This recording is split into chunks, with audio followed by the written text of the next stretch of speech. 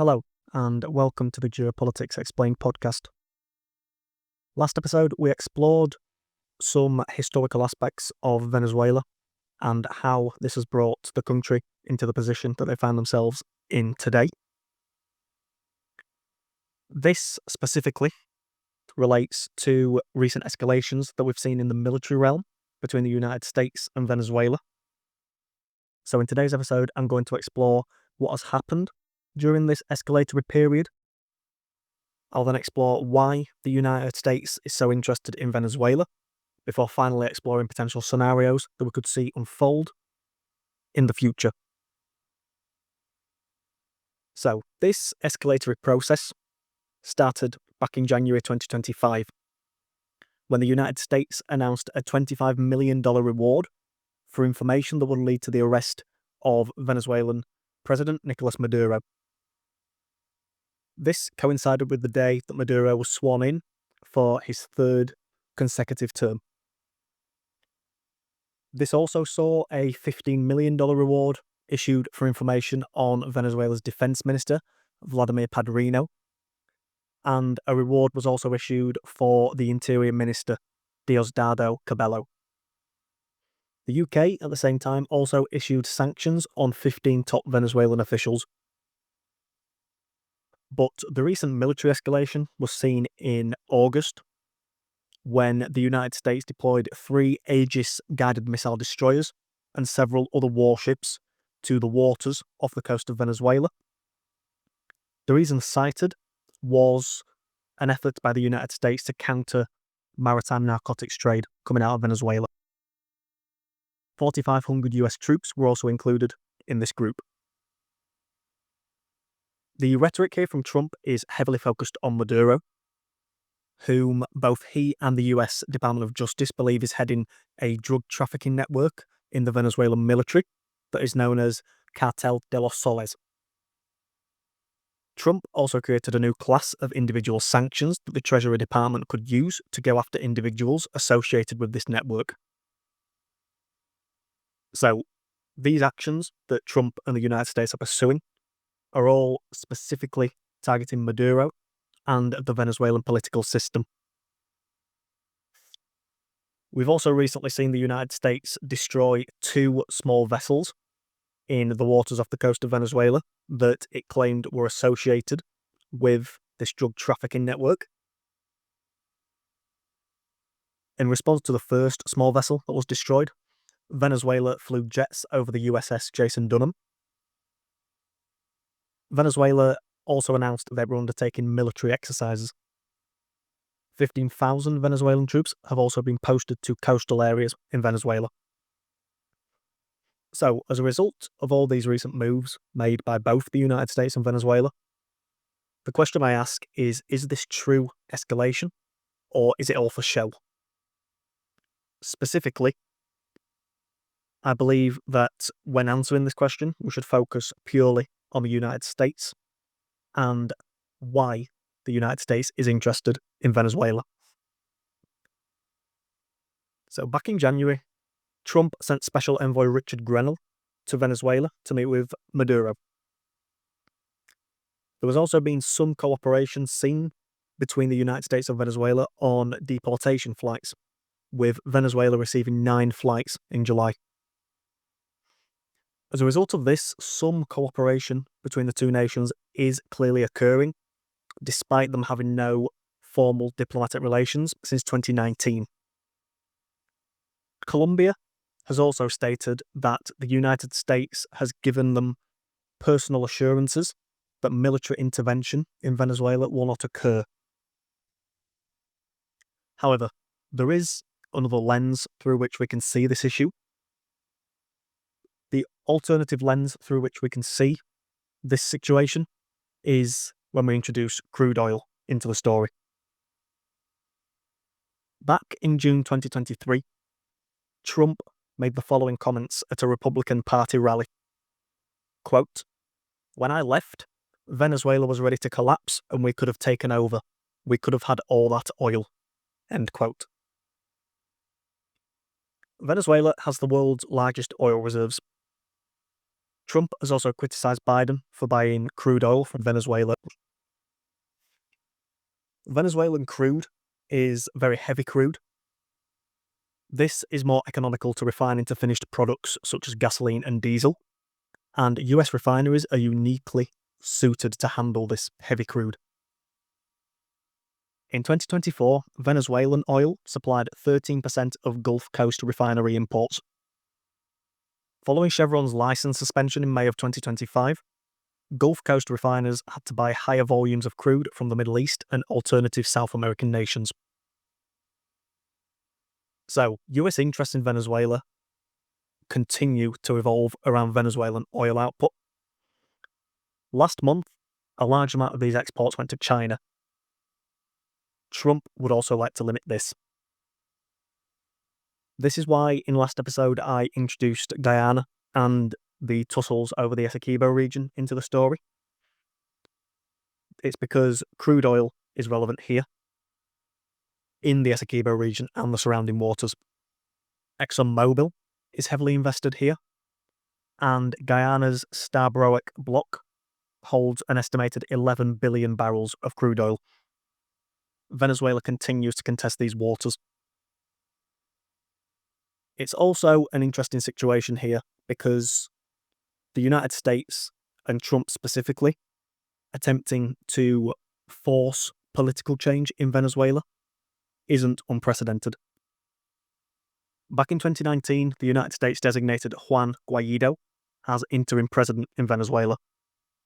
Violent riots occurred in 2014 and 2017, and in April 2002, a coup was briefly successful in Venezuela to overthrow President Chavez. However, back then, the Venezuelan people stormed the streets and demanded that Chavez was reinstated. None of these attempts at inciting pressure or change in Venezuela's political system involved direct military action by the United States. But Trump's former advisor John Bolton has expressed multiple times in interviews that the United States was planning coups in Venezuela and beyond. It's worth noting that John Bolton also stated that Trump would repeatedly ask for military options in overthrowing Maduro.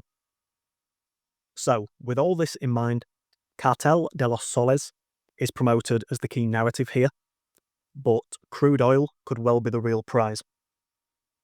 With this in mind, what potential scenarios could we see develop as we move forward?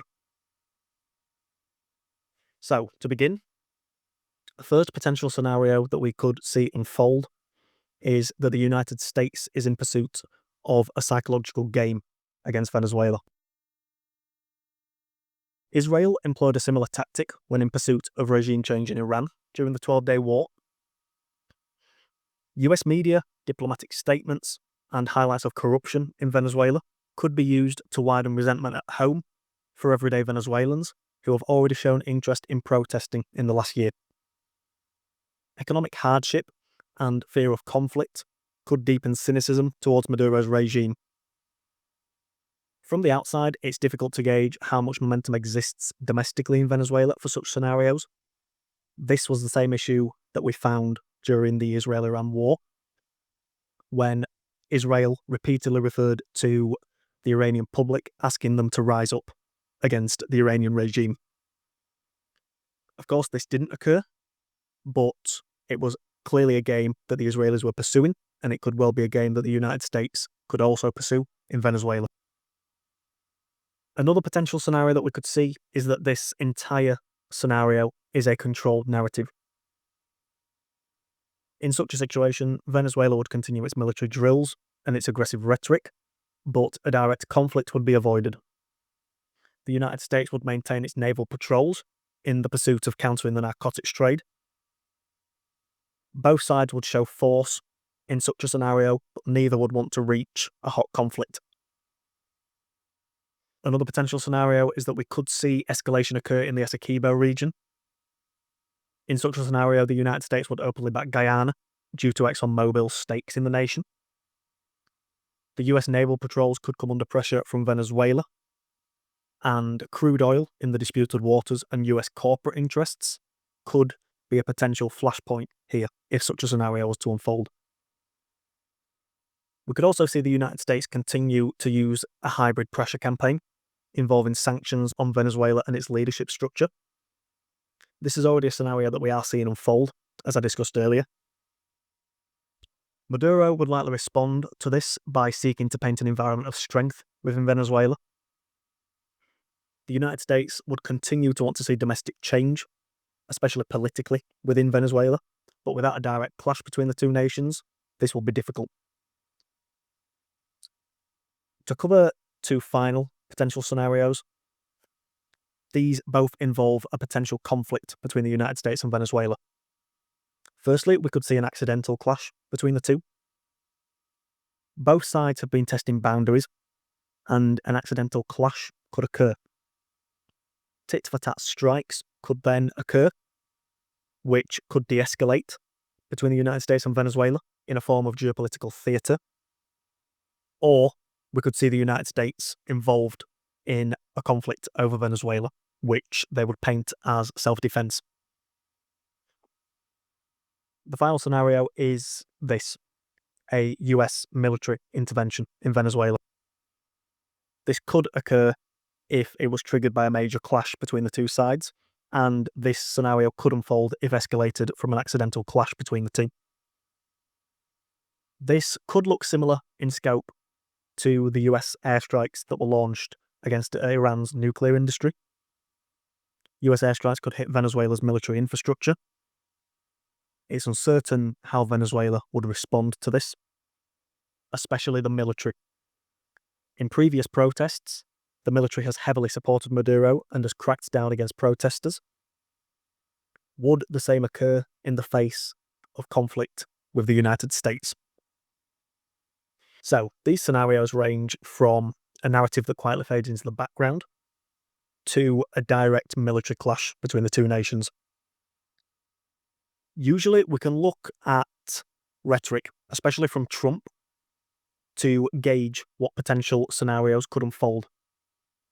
But in this situation, it's difficult to predict which scenarios are more likely than the other, since Trump has implied at some point that all are a possibility. In this case, it seems we may have to wait for further moves to unfold, but we do know that the key narratives to watch are the Cartel de los Soles public narrative and the hidden resource narrative surrounding crude oil. So, in concluding, Venezuela and Maduro are clearly under pressure. Venezuelan cryptocurrency adoption has recently surged in attempts to retain some purchasing power for Venezuelan citizens in the face of inflation and shortages. Maduro has also recently spoken to the Iranian President Masoud Pezeshkian, who is another leader who knows what it's like to lead a nation that is experiencing shortages and strong US pressure. The question here is, how long can Venezuela limp on for, or will pressure from the United States see it buckle from within, even without an out-and-out conflict? Or will this hot war between the United States and Venezuela become a reality? It's interesting in also exploring this potential US pivot to South America in general. In Marco Rubio's recent visit to Ecuador, he designated two groups as foreign terrorist organizations. Brazil has also recently seen the trial of former leader Jair Bolsonaro, to which the United States has vowed they will respond to. Brazil has also shown a clear interest in closer military ties with China. So, we have the range of scenarios that could unfold between the United States and Venezuela, but if we zoom out and look at the South American continent as a whole, I think moving forward we will see a lot more US interest in the continent. That's all for today. If you enjoyed this episode, why not leave a review on the podcast platform of your choice? I've been Dylan. I'll talk to you next time.